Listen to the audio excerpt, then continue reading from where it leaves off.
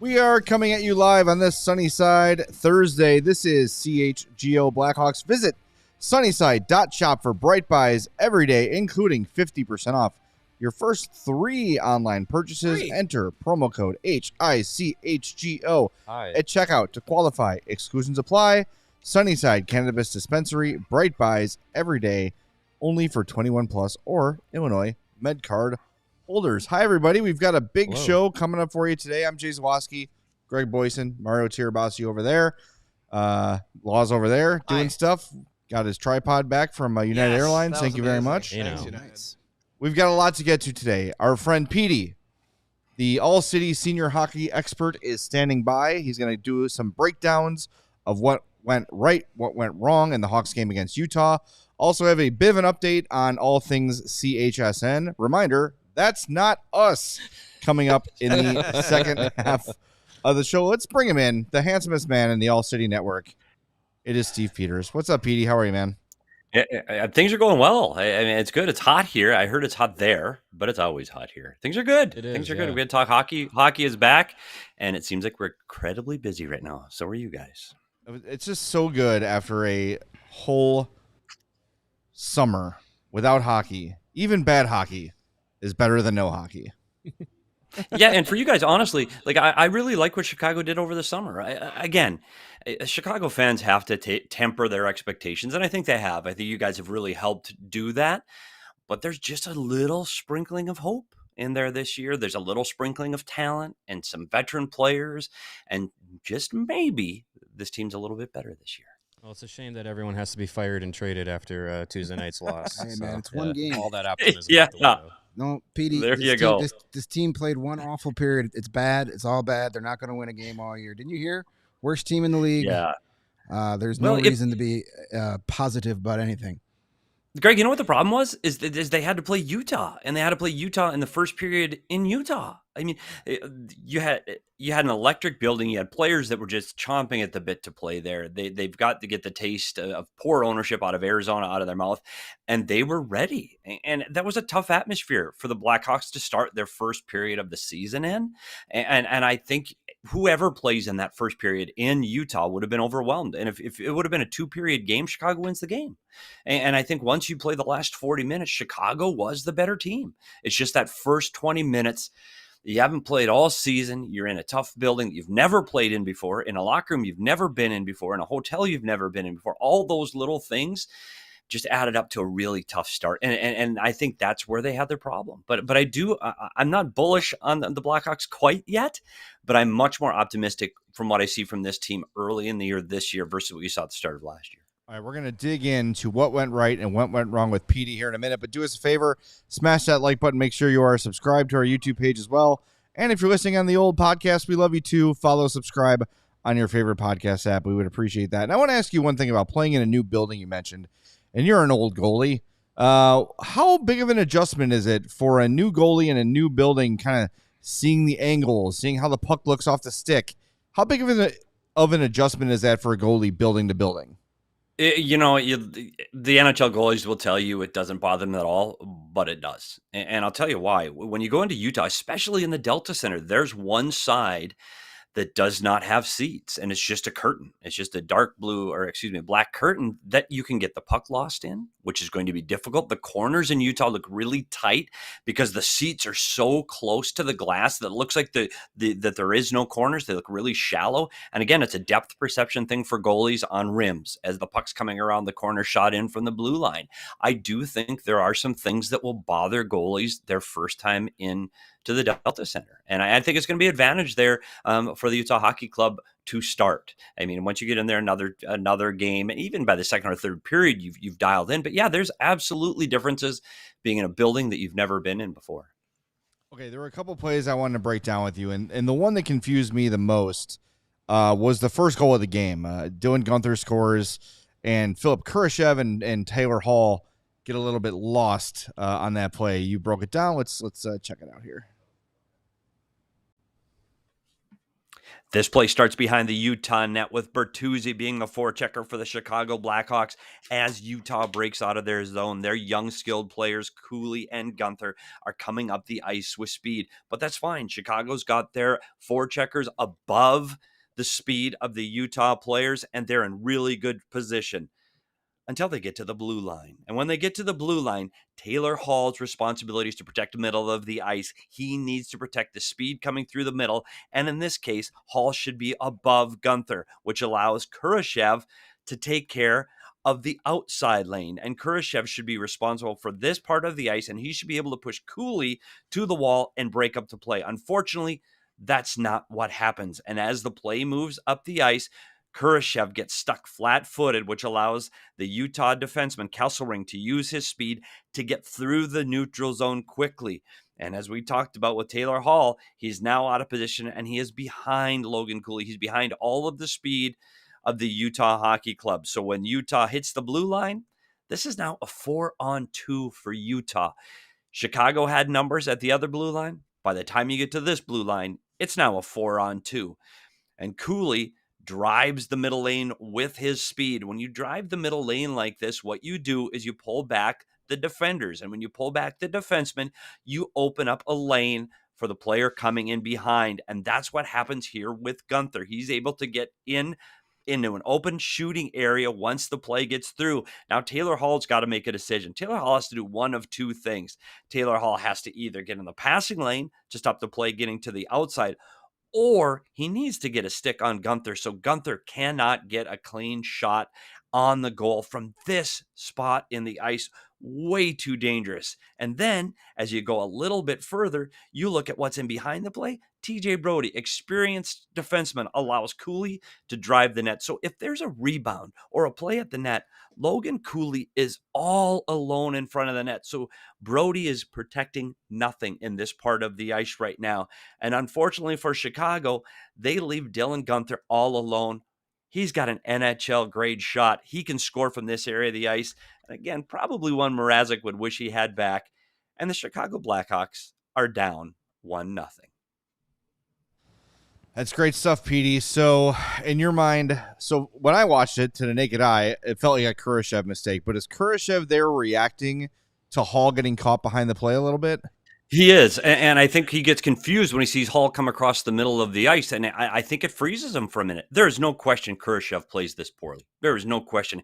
He is flat-footed. What we used to like to say in the coach's room is you want your forwards skating forward to defend. So you think of it as a little curve. So he should be skating forward and matching the speed of the player coming at him. Kurashev literally is standing still, and you cannot defend standing still with that kind of speed in a controlled breakout. So both of those two players, very fast, very quick. Taylor Hall's fast. Like, these are guys that should be able to break up that play in the middle of the ice.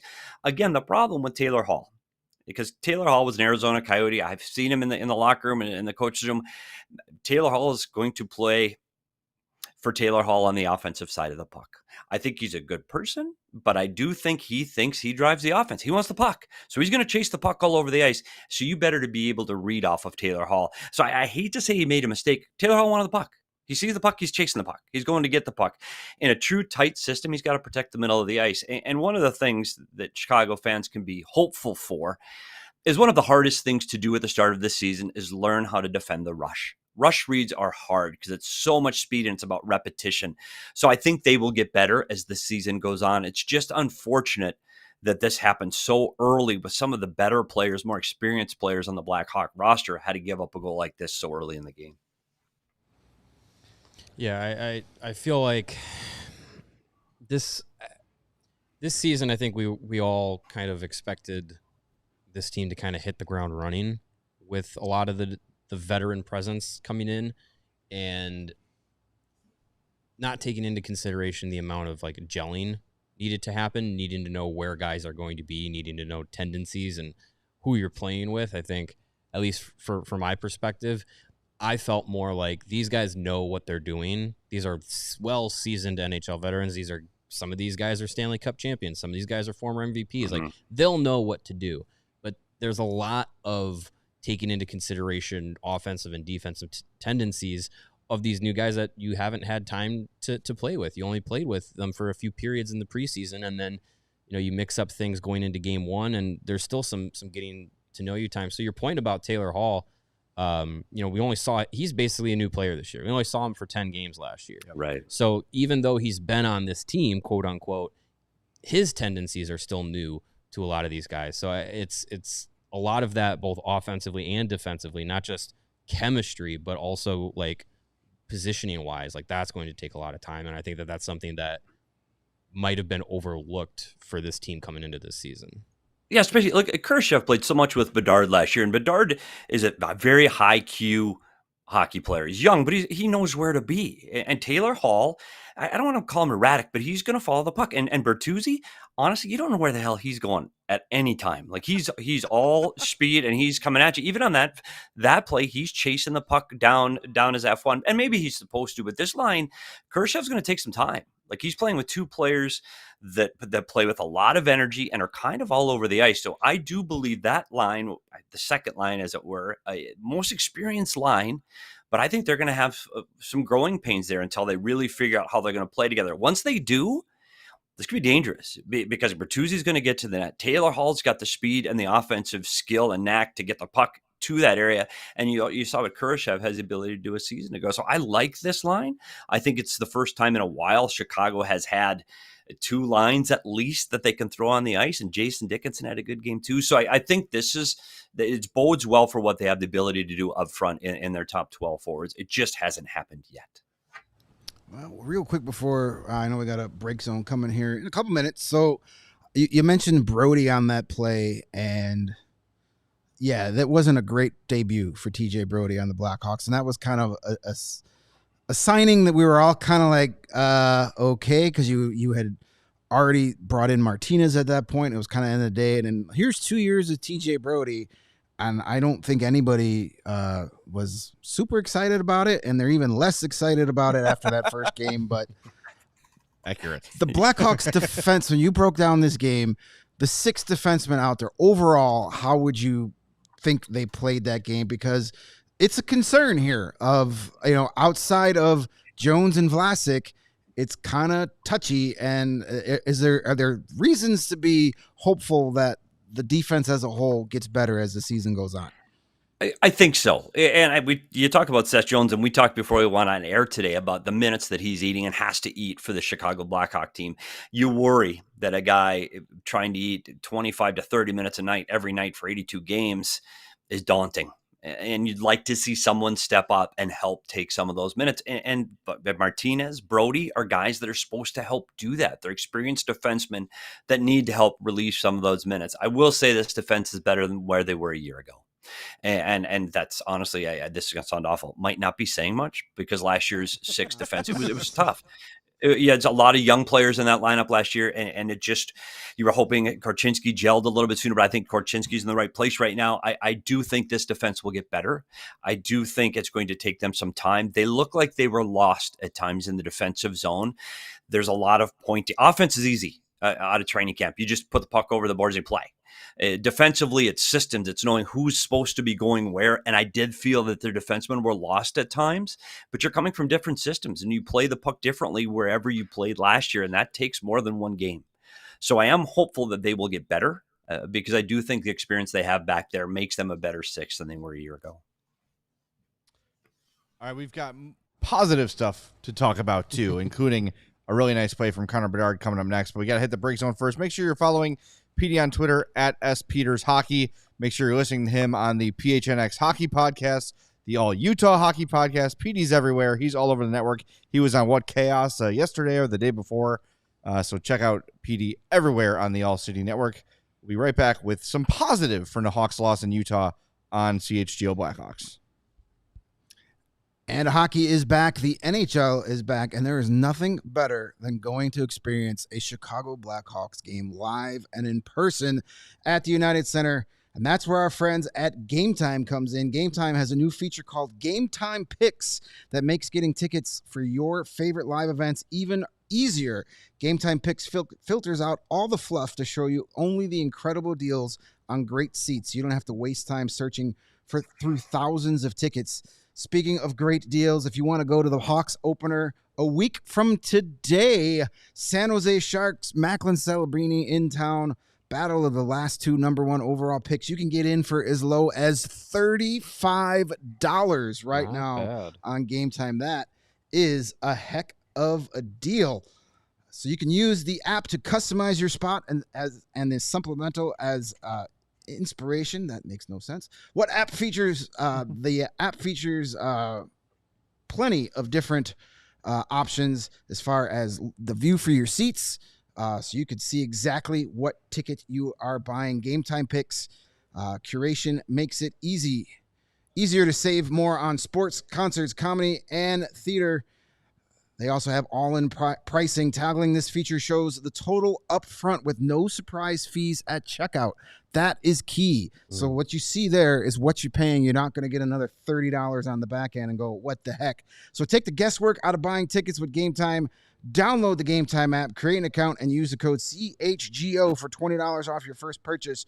Terms apply. Again, create an account and redeem the code CHGO for $20 off. Download Game Time today. What time is it? Game time. It's Game Time. Game Time. And with the money you save at Game Time, why not hit up Instacart and get some Coors Light delivered straight to your door at CoorsLight.com/CHGO Hockey. You know that is the beer we choose when we choose chill, because, man, there's nothing quite like that ice cold Coors Light. I feel like no beer gets colder than a Coors Light, and that's because it's cold packaged, cold filtered. You said it wrong. Cold lagered, cold packaged, all those things. It's got a smoother finish, and you know it's as cold as can be when those mountains turn blue on your bottle or your can. When you embrace a chill mindset, it's a good time to choose chill and crack open a Coors Light. It's mountain cold refreshment, crisp and refreshing as the Colorado Rockies. Make the most out of the times that you choose to chill. Choose Coors Light. Get Coors Light delivered straight to your door with Instacart by going to CoorsLight.com/CHGO Hockey. Celebrate responsibly. Coors Brewing Company, Golden, Colorado. Before we get to more with PD, a little bit on what's coming up on the show. Update on all things CHSN. We also have new lines in practice, new power play units. We're going to fill you in on those, and if we have time, we might hear from Luke Richardson before things wrap up. We have a $2 super chat here from Broggy. Says, I feel more went right than wrong. We are better. So, PD, let's pick it up there with the Blackhawks' first goal of the season. Teuvo Teravainen, assisted by Connor Bedard. Here is the breakdown. This play starts with Martinez going behind the net. And Martinez does a really good job of using the net to protect the puck and keep it away from the Utah forecheckers. So as they get beyond the net, Martinez has beaten the forecheck. Now they're going up the ice, and Utah makes a really bad line change. Two players change as the puck goes by. So the Utah forecheckers in the neutral zone are late getting up the ice, which leaves a lot of room for the best player on the ice, Connor Bedard. Bedard gets the puck at the red line, and he looks to the inside. When he looks to the inside, he freezes the Utah defenseman Sergachev, and he stops dead in his tracks. Well, when he does that, Bedard uses his skill and his speed to get by the Utah defender. Again, just that quick look off to the middle, froze the defenseman, allows Bedard to use his speed to get to the outside. And as Bedard drives the net inside the offensive zone, that pulls the back checker of the Utah Hockey Club towards him. Teravainen recognizes that, and he sees there's going to be an opening up in the ice. He's going to see that Schmaltz goes in front of him. He sees the opening, and as they get up the ice, he's got that hole in the middle of the ice all to himself. And then the high-skilled Bedard protects the puck, keeps the puck to the outside, doesn't allow the stick of the Utah defender to get on his stick, and he makes an unbelievable pass between the skates and the stick of the outreached Schmaltz, right on the stick of Teravainen. And then here's the move that creates the goal. As the goaltender's momentum pulls him to the right, Teravainen's momentum pulls him to the right. So they're going in opposite directions, which allows Teravainen to slip a beautiful shot up and over Connor Ingram. And the Chicago Blackhawks get their first goal of the 2024 season. Great stuff as always, PD. And you mentioned earlier in the show Bedard's IQ. I think you mentioned how he protects the puck by keeping it out wide of himself. Also, I think goalies have learned too about Bedard's ability to manipulate the angle of his shots. So are they also giving him a lot more respect than maybe they would other players because of that ability? I think you're going to have to. And I think what those goaltenders in the National Hockey League have learned is his ability to shoot from the puck in tight to his body and away from his body. So you have to, you're going to see goalies standing further back in the net. You're going to give Connor Bedard a little bit more room because you're not quite sure where he's going to be shooting from. He's got one of those releases that's really sneaky. And I tell you what, not a big guy. I'm sure you've talked about that on the show, but his release is so unique. We talk about Austin Matthews' ability to pull the puck in and make those tight releases. I think Connor Bedard is very deceiving on his ability to move the puck. And he's also, from that angle, Ingram's got to play. Bedard is a shot there. Like Bedard's wide open, all alone on the dot. Ingram's got to be thinking shot. And again, the little details in Bedard's game. He looked off Sergachev in center ice, but he's also looking at Ingram. And Ingram's thinking, okay, he's looking at me. This is a shot. And I think, again, it buys a little bit more time for Teuvo Teravainen. And I saw someone in the chat saying they're going to miss the Kurashev-Bedard magic. Just wait. This is one game with Teravainen and Bedard. If they are able to stay together, and you guys mentioned new lines, hopefully these two stay together because I really believe that this connection is going to be outstanding. And it's something that Connor Bedard really lacked last year, is a really experienced offensive guy that can give him a little bit more options in the offensive zone.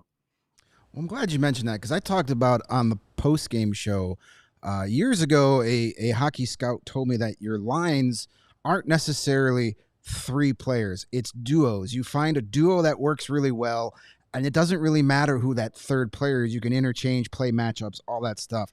So I said, we've been hearing the whole you shouldn't take away Kurashev from Bedard all preseason and into the year. And I said, well, Bedard and Teuvo look like they got something cooking. That could be your duo number one. And Kurashev and Hall, starting in that second period, look like there's another real nice duo for the Hawks. So do you kind of agree with that assessment? If those pair of duos click, then the Hawks actually have a real top six in this league for the first time in a long time?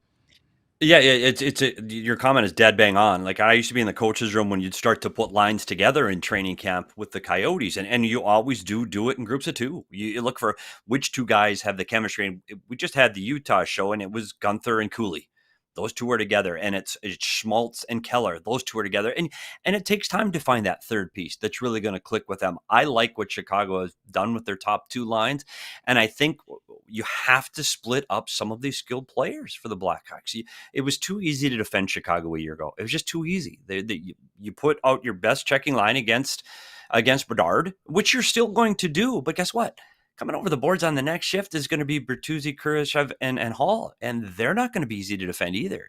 Hall still has an incredible burst of speed, and we saw it in the third period against Utah. So I think, again, it's one of those things you can say there are some bright spots coming for this season's Chicago Blackhawks, and I think they are going to have a little bit more offensive push than they did a year ago. I want to go back to the goal for a second.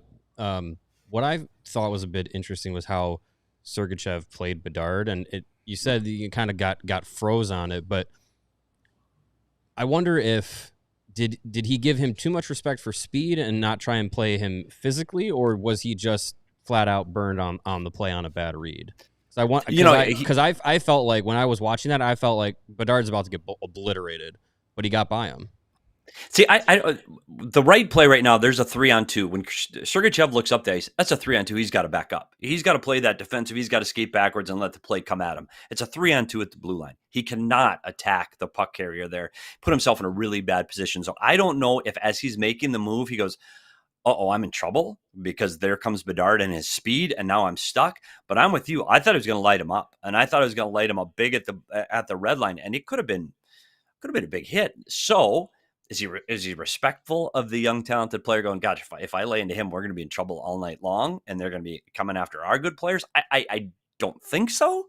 I think he was just surprised, one, at the speed coming at him at that moment, and he realized he was stuck, and he put on the brakes trying. By then, it's too late. Like, I don't know if Sergachev had the intent at that point to light up Bedard. And keep in mind, too, how much hockey Sergachev missed at the end of last season with a broken leg. I mean, it's a severe injury, and I say what you want to, but coming back from an injury like that, your physical meter and getting involved and being a real physical player backs off quite a bit when you've had a severe injury like that. So all those things considered, Sergachev got to play it better. He just has to. I don't care if it's Connor Bedard or Connor McDavid or who you're coming back against. You have to play that play better. And I don't think they were happy with Sergachev's play in game number 1 with the Utah Hockey Club. All right. I know you got the shot chart you want to share, but real quick, a couple people have noted, there are times in the game where Connor Bedard just doesn't have the puck. And that was the first period. We have a comment from Borodin in the chat saying Bedard was floating yet again. Ben Pope during the first period pointed out that Utah wasn't even using their top checking line against Connor Bedard, and they still didn't really generate much. He's such a unique player. Is that something that fans are going to have to get used to with him, or is Bedard going to have to find a way to control the puck more? And how can a guy with his size and physical stature, win more pucks and control it more often? Well, if you look at when Sidney Crosby first came into the league too, I mean, he was not a big guy. He's bigger now, and his base is really strong. But there are smaller players that can control the puck and play the game offensively. I think one of Connor Bedard's problems, and it's not a problem, the way he sees the game, he's anticipating the next play. I liken it to when Gretzky used to talk about it. Hey, the puck's going to be there. I think when you're seeing Connor Bedard away from the puck, you're saying, okay, he's floating or he's not in the right place. When he's thinking, hey, this is where the puck's coming, I think his hockey IQ is going, okay, I'm gonna get to this spot because that's where the puck is going to come. And sometimes he leaves the defensive zone too early because I think he's anticipating the puck getting to that area of the ice. He's anticipating a turnover. And I think, again, we talked about that chemistry between line mates. It's going to take time for people to understand, okay, Connor Bedard's going to be here. And I do think that's going to make a difference. I have never questioned Connor Bedard's work ethic meter. I think he's incredibly, he's not floating. And there are guys that are selfish hockey players. He is not one of them. I think it's something that when his play away from the puck, he's actually a very strong two-way, 200-foot player. I just think it's going to take time for his line mates to realize where the heck he's going to be. As far as him possessing the puck more, it is those little details of protecting the puck. He's going to have to learn to make those quick movements so he's not being physically engaged. Because right now the defense in this league are starting to get bigger again. They went smaller, but you're seeing a lot more big defensemen. Zadorov, I just watched in Boston the other day. His reach on Connor Bedard is going to be a problem, and his size. So Connor Bedard is going to have to be able to get those quick, in tight movements, which he's, again, incredibly quick, gifted skater. But at some point, the pass might be the better play, and he'll get the puck back. I think it's still a learning curve for Connor Bedard, but the biggest thing for him offensively is getting used to his teammate, Teuvo Teravainen, because this duo could be special, honestly, for years to come. All right, you had a shot chart you wanted to share, so I do. Throw that up on the screen and let PD cook. And this is one of the things I want to talk about with Chicago as the game went on. And one of the things we always talk about inside the coach's room is, can you get the puck to the inside? And Chicago, I think, even with Connor Bedard last year, you saw a lot of perimeter play, shots from outside the dot. And when it did get inside, it was one and done.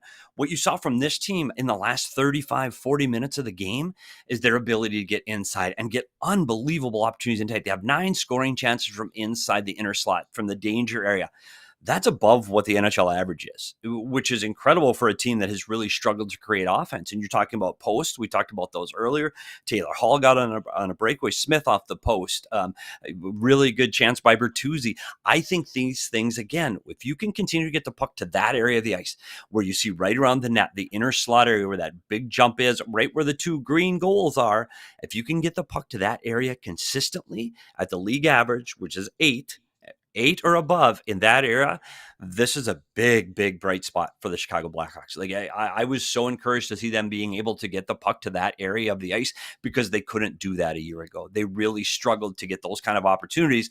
And then what do? They deferred to getting the puck back to the point and then shots from the point. And then hopefully they can get a rebound and some tips and screens and traffic. This year, it looked like they were able to get those shots from inside the house. And again, so I know what fan bases are like. Season's over. Like we lost to Utah, and they're Utah. But as this game went on, that to me was the biggest positive from the Chicago Blackhawks team was their ability to get really good scoring chances from there. And it wasn't just Connor Bedard. It was Smith. It was all of these other names. And I think that, again, it shows you might be able to have some secondary offense for a Chicago Blackhawk team as the season goes on. PD, that was outstanding. We love you. We're going to do this a lot. So get used to being annoyed by us. Thanks, man. Fantastic, guys. All right. That is fantastic, guys. Good luck this weekend in the of Western Canada. Oh, can't wait.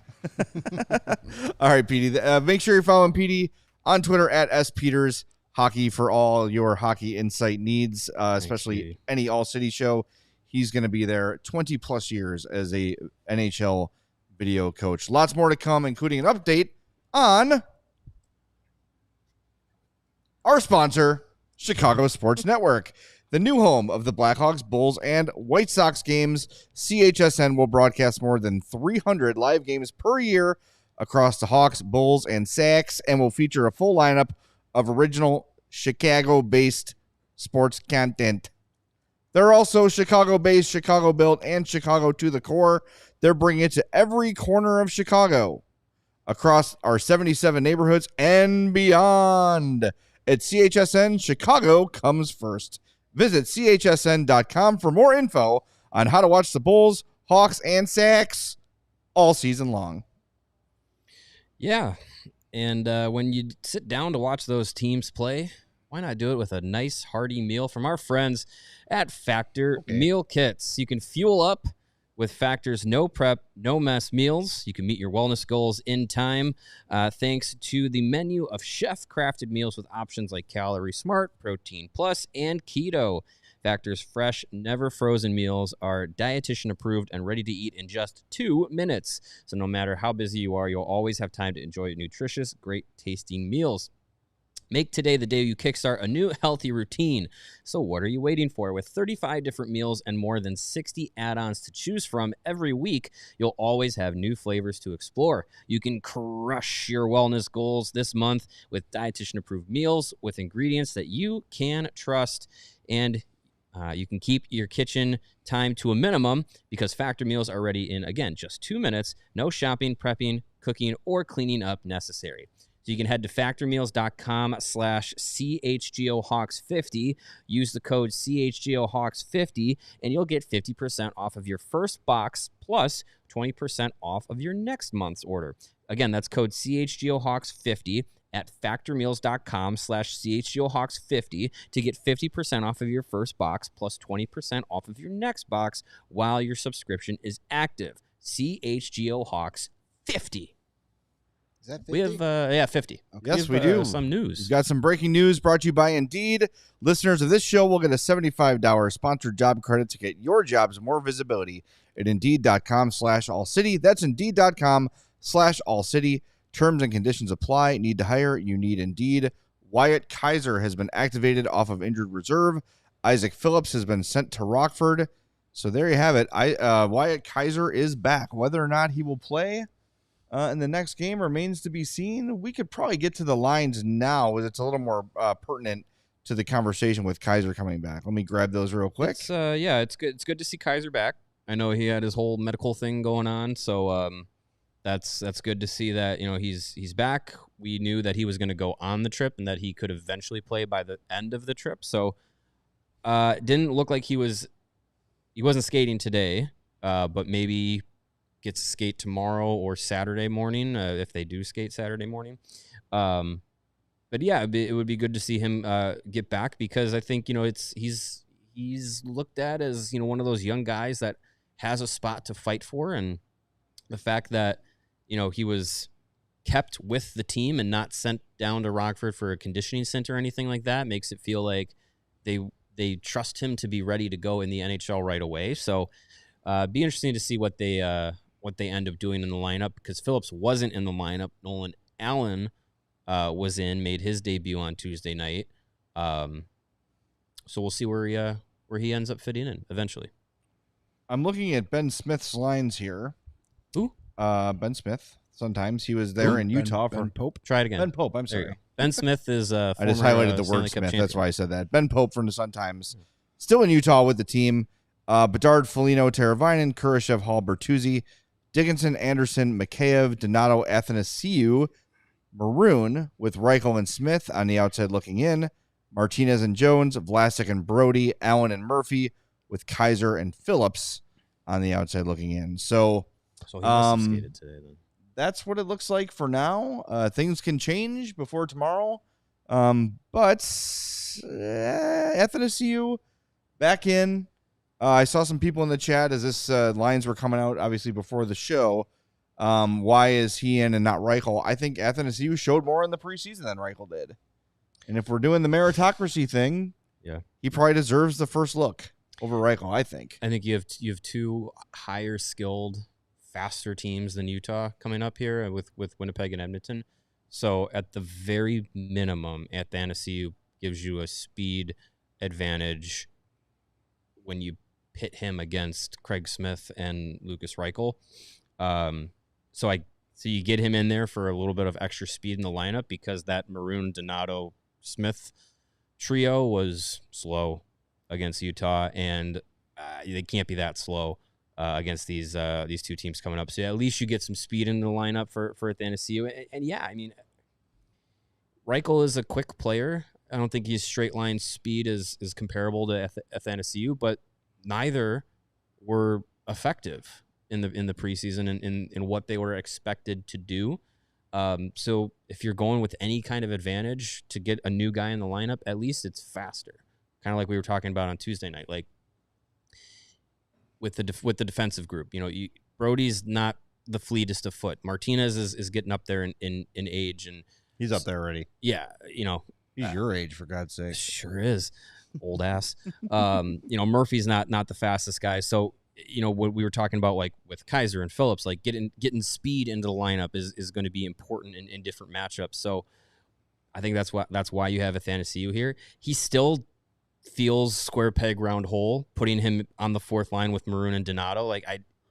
If he's effective in this role, then maybe he gets more regular lineup minutes and maybe gets a promotion up to the third line or something. Who knows? But it's still tough to kind of figure out where he exactly goes, because as we were just talking about with Petey, top six feels like it's going to be at least the same five guys in the top six positions. I know Foligno got moved up to the top line, so I don't know.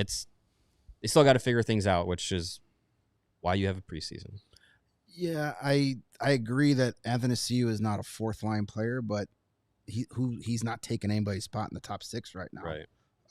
So get some more speed.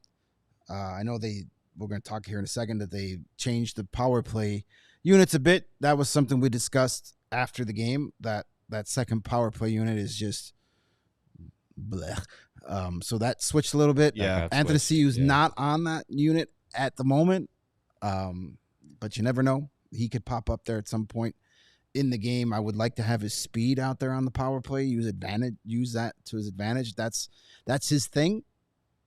On some nights, that's his only thing, is that he's fast. So try and use it to your advantage, but it definitely gets you some more speed. I mean, at this point, Reichel, Athanasiou, which one do you put in? I mean, Athanasiou's got the longer track record of, at least you kind of know what you're going to get there. Where Reichel can defend a little, and Reichel is not a defensive liability by any means. But you don't know what you're getting on a night-to-night basis with him. So I wouldn't be surprised if Reichel's in there against Edmonton on Saturday. Probably both of them against Edmonton. You do definitely want to watch their speed. You're going to probably have a shootout with those guys, even though they can't score. Well, they're going to be magically finding their scoring touch on Saturday, likely. Yeah, like last year. I think they're going to find it on Saturday. But yeah, so I like, as Petey said, you still gotta, these guys still got to figure out how to play with each other. There's training camp and there's preseason games, but a lot of those are, it's you're playing guys that aren't around and all that stuff. So it's like, you got to use, unfortunately, these first handful of games are going to be, where did people go? Figure out, and where, once you figure out where they go, those guys, those 3 guys, 2 guys, whatever, they got to learn how to play with these guys they've never played before. Yeah. I mean, sure, it could be simple at times, but as PD mentioned with, Taylor Hall, he's a guy that's going to aggressively chase down the puck, and you've got to learn how to compensate for that. So everybody has their tendencies, and they'll figure this out here quickly. All right, here are the power play units again, according to Ben Pope, not Ben Smith. Ben Smith might know too. Nick Foligno replaces Taylor Hall down low with Bertuzzi as the bumper, Bedard and Teravainen on the flanks, and Seth Jones on the point. So Foligno, Bertuzzi, Bedard, Teravainen, and Jones is power play 1. Power play 2, Maroon, Kurashev, Hall, Martinez, and Vlasic. Maroon in front of the net. Kurashev's the bumper. Hall is the flank, and Martinez and Vlasic up on the top. So you're spreading the offense out a little bit instead of completely cramming it on one line. I saw somebody in the chat say if it's a meritocracy, Pat Maroon should not be on the power play. Pat Maroon is a willing combatant in front of the net, and is a guy with good hands and tight, can make things happen.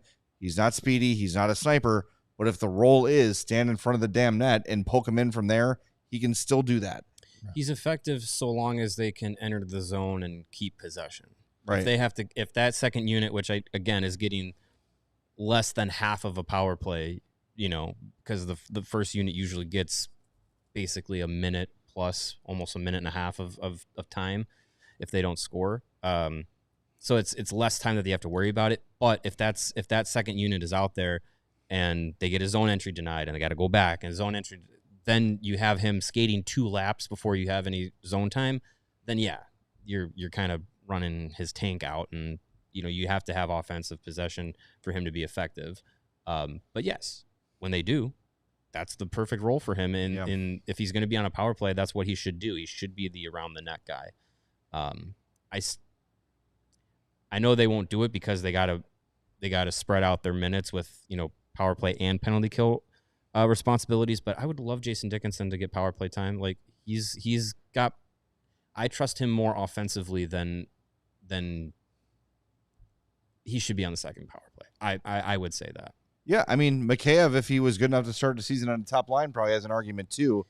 I'm with you. I just don't think Pat Maroon is necessarily a problem. I don't know. And the other thing too, your point about Dickinson is put out the best power play unit you can. Don't not put him there because he might have to kill a penalty later.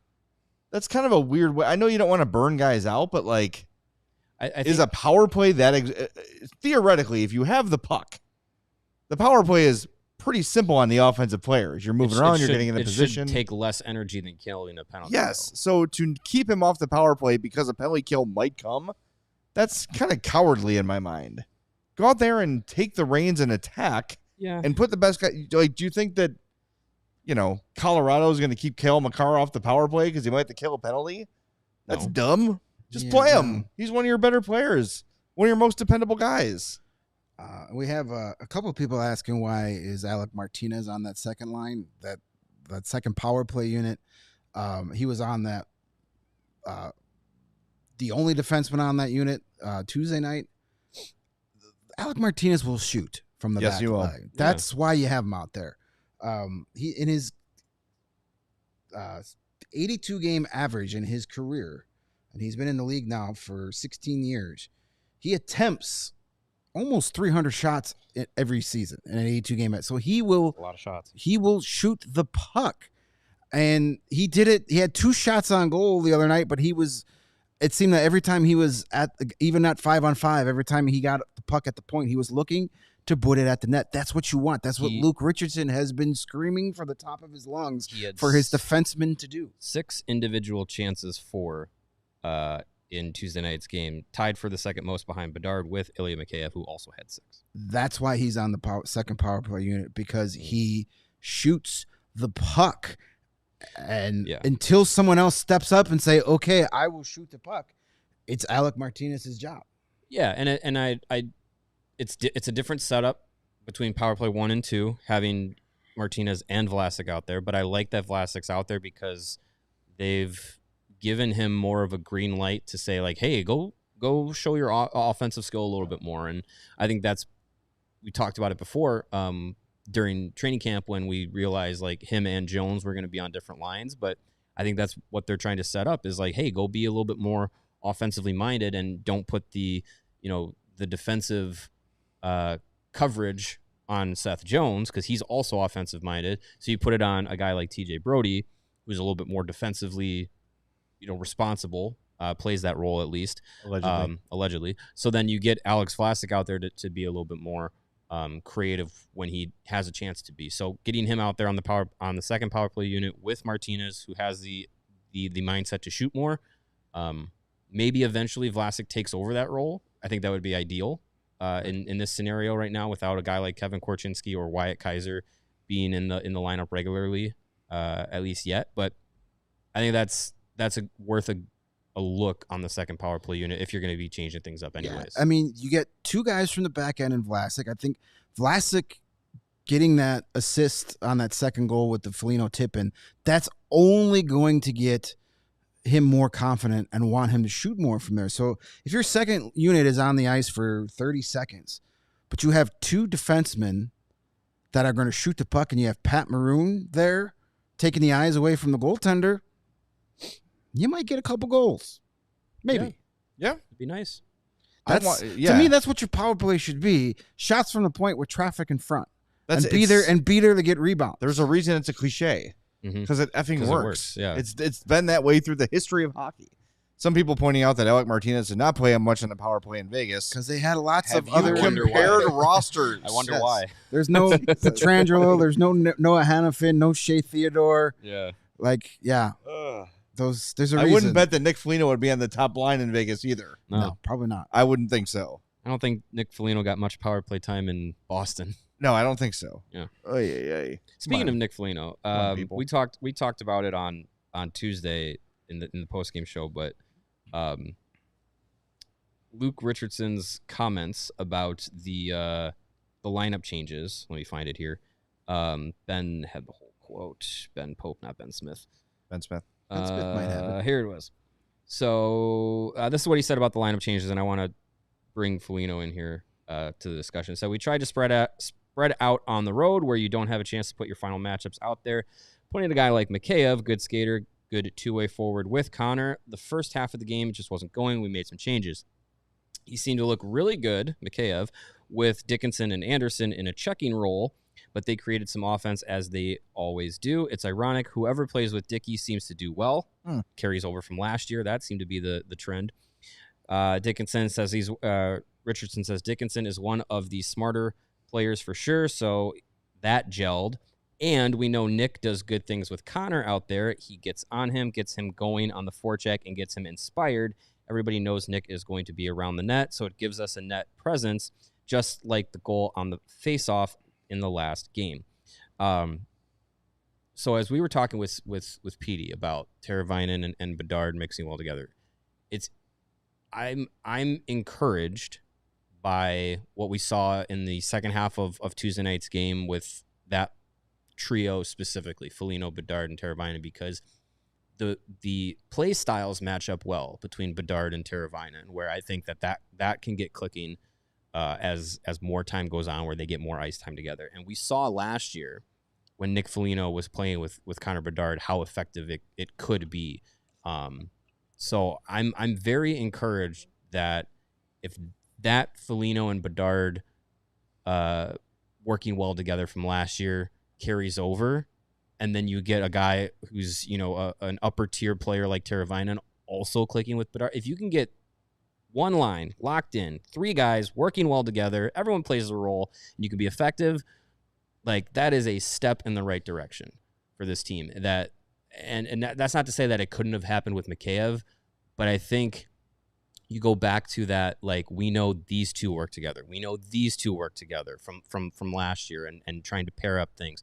Like, I feel like this lineup thing there's potential for it to be solved, at least in one line, if Foligno and Bedard continue to click, and then that chemistry builds with him and Teravainen, you might at least have one line that you can rely on every night if that all goes well. Yeah, and I mean, we know Foligno and Bedard work together, and I think as we started previewing free agency, there's a reason Teuvo Teravainen jumped off the page, because that is precisely the kind of player that would play well with Connor Bedard. And through one game in preseason, it looks pretty good. And you know, if you missed earlier in the show, Petey's breakdown of the Teravainen goal, it's great. It really shows their early developing chemistry. All right, let's get to the CHSN stuff here real quick, just so everybody knows. Tomorrow's game, the Hawks game against the Jets, 7:00, is the first CHSN covered regular season game at all. They are yet to have a deal done with Xfinity. They currently have deals with DirecTV and DirecTV Stream, AT&T Uverse, and the over-the-air. So if you are within, 60 miles of Chicago, and you go buy a digital antenna, you can get CHSN that way. Some people have been asking, is anyone having trouble with the antenna? I will tell you, when I set up my dad's, I had to move it a couple times around his room, and then you scan for channels, and eventually, after 5 minutes of tinkering, I got the channels, and it's been fine ever since. Yep. So tinker, move it, rescan, and you'll probably get the channel if you're within that region. Negotiations are ongoing with several other providers, obviously Xfinity, which is about 50% of the Chicagoland viewing market. Hulu, Fubo, I know, is in discussions. It looks like YouTube TV has zero interest in regional sports networks. They never carried Marquee. They only carried NBC Sports Chicago because it was grandfathered in. So I think if you're a YouTube TV person, you're kind of screwed. You might need to find another option here. Yep. Here's what I'll say.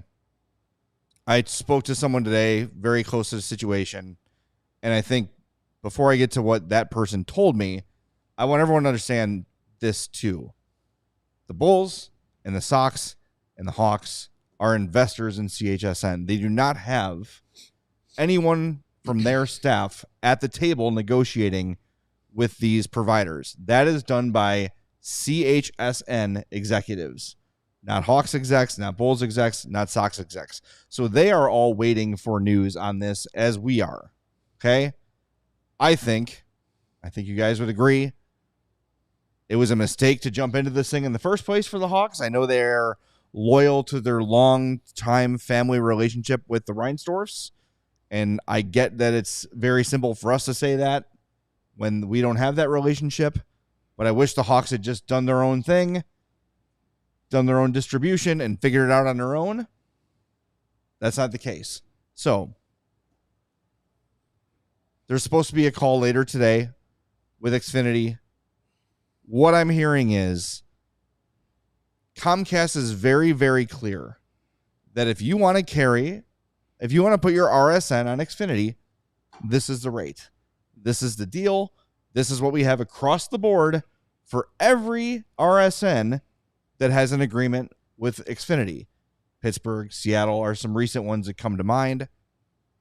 So if CHSN says, okay, Xfinity, we will accept your deal, your cookie cutter boilerplate deal that you have with every other RSN in the country, the game will be on Xfinity tomorrow.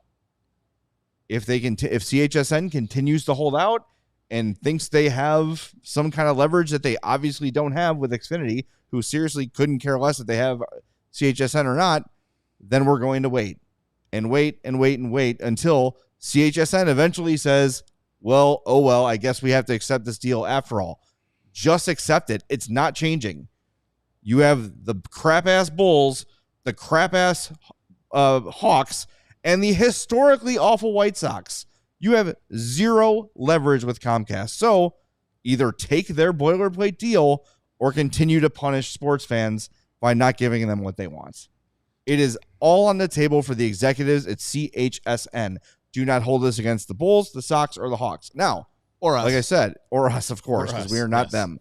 If you want to be frustrated with Danny Wirtz and the Hawks leadership for jumping in on this deal, by all means, that is totally fair.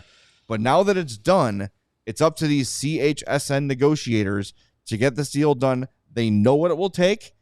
And if they get a deal done by 7 o'clock Central tonight, the game will be on Xfinity tomorrow. I'm told it takes 24 hours for Xfinity to say, okay, we will build the back end of this channel for you. Boom, it's ready in 24 hours. So if the deal's not done by 7 p.m. tonight, the game will not be on Xfinity tomorrow. So Okay. there you have it. The bottom line is CHSN needs Comcast. Comcast does not need them. Right. And the faster they realize that, the better the deal will get done. And Corey brought up a good point in the chat. And I had I thought that it would have been a natural fit from day one. Like, did the Blackhawks ever try and maybe say, let's go to Marquee? I mean, there is the Cubs Blackhawks connections on very many different levels. Yep. I would have thought that would have been a good partnership. The Marquee needs winter broadcasting. Blackhawks play during the winter. To me, that would have been a nice little thing, but They're even playing at Wrigley this year. And for the record, by the way, Marquee, as far as I know, is only available on Xfinity and Fubo. It's not on Hulu. It's not on YouTube TV. Or you can buy the direct-to-consumer app and pay $20 a month for. I have Hulu TV. Marquee. I have Hulu Live TV, and I don't get Marquee. Right. So, yeah. The other thing you need to know, if a deal is struck with Xfinity, when a deal is struck with Xfinity, you are going to have to upgrade to the highest package, to the ultimate tier. So if you had Marquee or NBC Sports Chicago, it doesn't necessarily mean you have the ultimate tier. If you have NHL Network, you have the ultimate tier. Okay, so you're looking at adding another $20 on top of your beginning or standard. If you have the middle tier of Comcast, I think it's $20 more. Mm-hmm. I don't know what the core tier costs at Xfinity because there's no sports channels on there at all. So I never had it. But just plan ahead. Even if this deal is struck and you don't have the ultimate tier tomorrow, you're going to have to get on the phone or get on Xfinity.com and update your account that way to get on the ultimate tier. This is incredibly frustrating. I get why people are pissed about it. It seems like, look, you look at what Utah did, and Ryan Smith said, F it. I'm going to go straight to consumer. We've got our Utah HC app. It's $14.99 a month. If you want it, you can get it. Utah also has over-the-air available in 6 states. So people in Arizona can watch Utah. People in Nevada can watch Utah. People all over. Well, I feel like that's probably more of that area of the country thing compared to Chicago. They have Xfinity out there, though, and he said Xfinity no big be buildings damned. blocking the signal, so it can go. Oh, sure. farther. No, I know, Well, but I think, I'm just saying, also like, because of how spread out things are. Right. but that's a guy who found out 5 months ago that he's an NHL owner, and he has jumped at it and has hurdled all those concerns and said, "Look, I understand. Most people are now like paying for Netflix, paying for Hulu, paying for Disney Plus, $14.99 a month. So it's what it'd be like, or I think you buy the whole year for $70.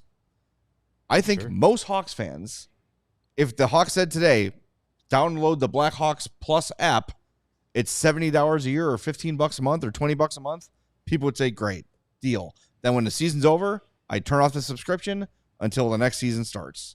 Sure. Yeah. People would jump at that. I think if you want to be mad at the Hawks, it's the fact that they just jumped in blindly with Reinsdorf here on CHSN. But at this point, now that that's done, all your pressure, all your focus should be directed at CHSN. Not the Hawks, not the Bulls, not the Sox. CHSN's execs need to get this done and realize they have zero effing leverage. Zero. Somebody has said they get the Hawks on That's Hulu, our friend ESPN Greg. Plus. He's If you're in not Arizona. local, He's in Arizona. yes, ESPN Plus is tied into Hulu. Yes, that's different.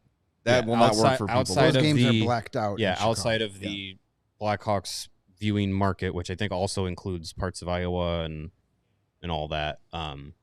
That is considered the local market. And again, Toyin says, I live in Vegas. I don't get the CHSN option. Yes, but you get ESPN Plus, and you get most Hawks games on there. Right. So if you're watching out of the Chicago area, different state, different viewing area, and you watch your Blackhawk games on ESPN Plus, you're not going to be affected by it. Yeah, you'll be fine. Right. You will see Thursday's game and every other game. It's the people in Chicago in the local viewing window that don't have Xfinity or some of these others that they don't have. Now, if you have DirecTV, Uverse, what was the other one? RCN. RCN, yeah. Yeah, so if you have those services, you're fine too. Right. The problem is Xfinity, Comcast, that's the majority of viewers here in this area, so they're going to be affected. And as you said, Jay, the frustration, totally understand it, all that stuff. I just ask you to direct your frustration to the correct people. Yeah, Joe Brand. All right, we're gonna be back tomorrow post game after Hawks and Jets. The Jets just beat the Oilers 6-0. We doing a pregame tomorrow? Yes. Yeah, road game, baby. We are. Yes. Sweet. Yes, we'll do a pregame show tomorrow. 6:30 pregame. 6:30 pre, and then we'll be off as soon as the game ends. We'll be on, so please join us. Yeah. And if you don't have CHSN, we're going to be the only post game in town. We should be the only post game in town in your mind anyway. We would appreciate that very, very much. So in the meantime, hit that like button on your way out. Make sure you're subscribed. We'll talk to you tomorrow at 6:30 for Hawks Jets pregame right here on the CHGO Blackhawks podcast. We all silly like the mayor.